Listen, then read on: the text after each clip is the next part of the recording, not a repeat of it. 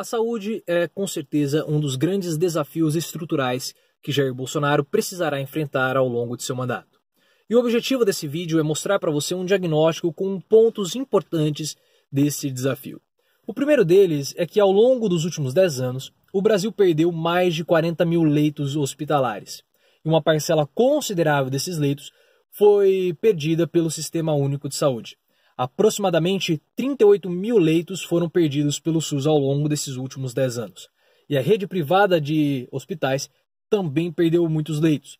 Aí, aproximadamente 1.800 leitos foram perdidos pelos hospitais privados no Brasil. E as áreas médicas mais afetadas por essa perda de leitos foram a obstetrícia, a psiquiatria, a clínica geral e a pediatria.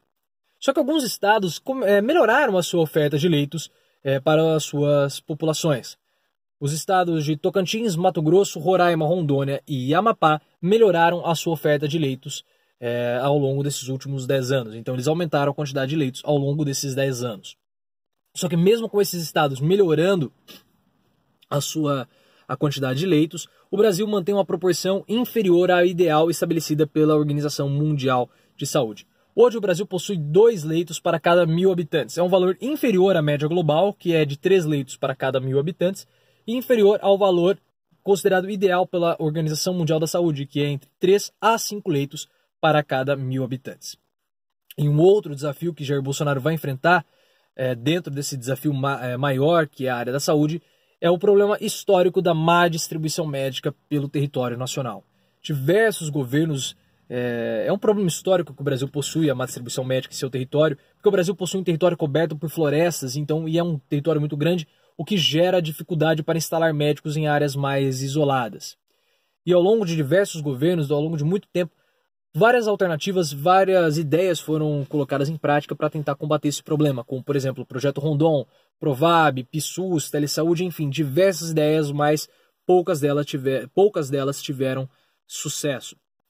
Hoje, o Brasil ele possui uma proporção de 2,18 médicos para cada 1.000 habitantes, segundo dados aqui do estudo chamado Demografia Médica, que você encontra aqui na descrição do vídeo. Eu fiz um texto para o meu blog, o Pobreza das Nações, abordando essa má distribuição médica. O link também está aqui na descrição do vídeo.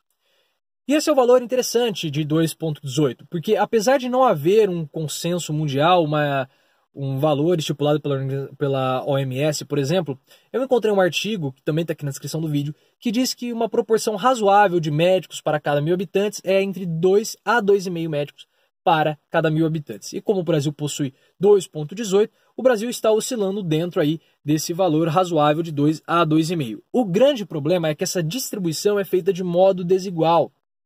Enquanto alguns estados, algumas localidades, como o Rio de Janeiro, como o estado do Rio de Janeiro e o Distrito Federal, possuem mais de 3 médicos para cada 1.000 habitantes, alguns outros estados, como por exemplo o Maranhão e o Pará, possuem menos de 1 médico para cada 1.000 habitantes. E esse é um problema muito sério que o Brasil precisa resolver.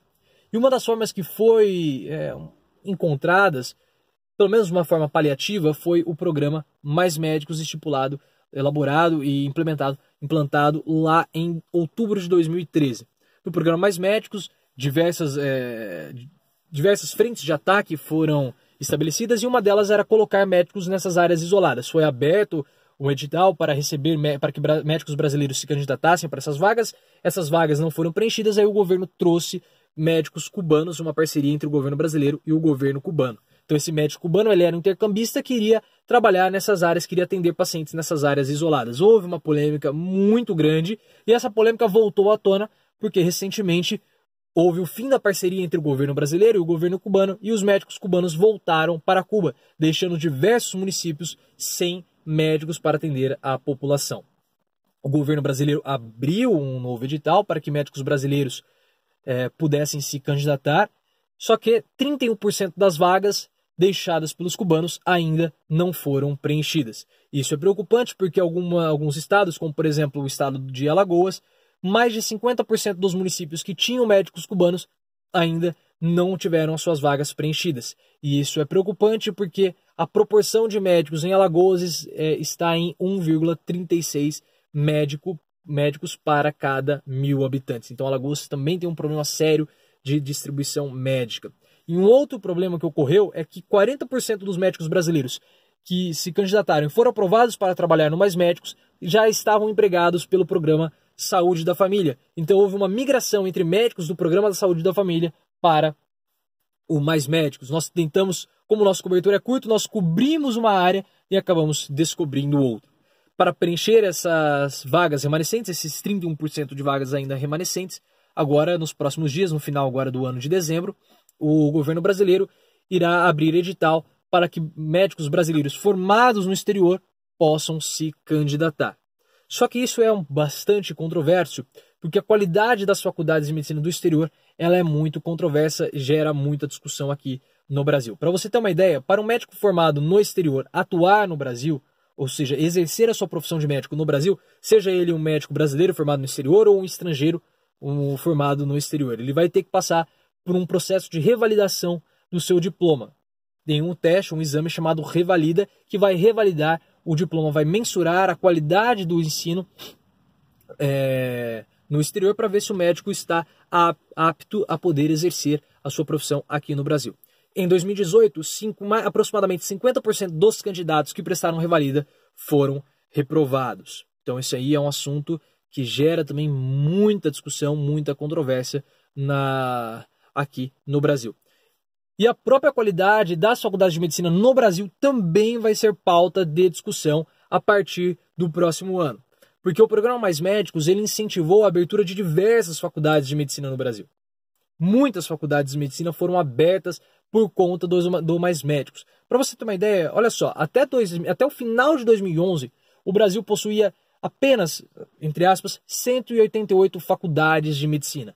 Hoje o Brasil possui mais de 330 faculdades de medicina. De 2012, do começo de 2012 até 2018, 144 novos cursos foram abertos. E desses 144, 113 foram abertos em decorrência dos Mais Médicos. Então, o Mais Médicos ele foi estabelecido em outubro de 2013, e contando só as faculdades que foram abertas entre 2014 e 2018, 113 novos cursos foram abertos. A qualidade desses cursos é uma qualidade que ainda não foi averiguada. Gera muita polêmica, gera muita controvérsia. E os primeiros frutos dessas faculdades que abriram em decorrência dos Mais Médicos irão se formar agora no final de 2019. Como medicina são 6 anos, nós temos aí 2014, 15, 16, 17, 18, 19. Então, a primeira turma de médicos formados em decorrência direta dos Mais Médicos será formada agora. Essa quantidade absurda de novos cursos de medicina, de novos médicos que vão ser derramados no país, gera muita polêmica, gera bastante controvérsia. Para você ter uma ideia, o estado de São Paulo tem o seu Conselho Regional de Medicina do Estado de São Paulo, o CREMESP.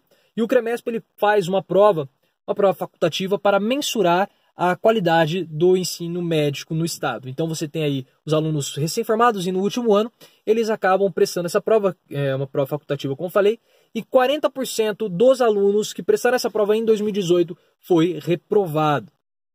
Então 40% dos alunos foram reprovados porque a qualidade do ensino que receberam não era uma qualidade suficiente. E esse assunto vai vir à tona a partir de 2019. Possivelmente ali em 2020 esse assunto vai estar bombando na grande mídia, porque já é muito discutido ali pelo meio médico.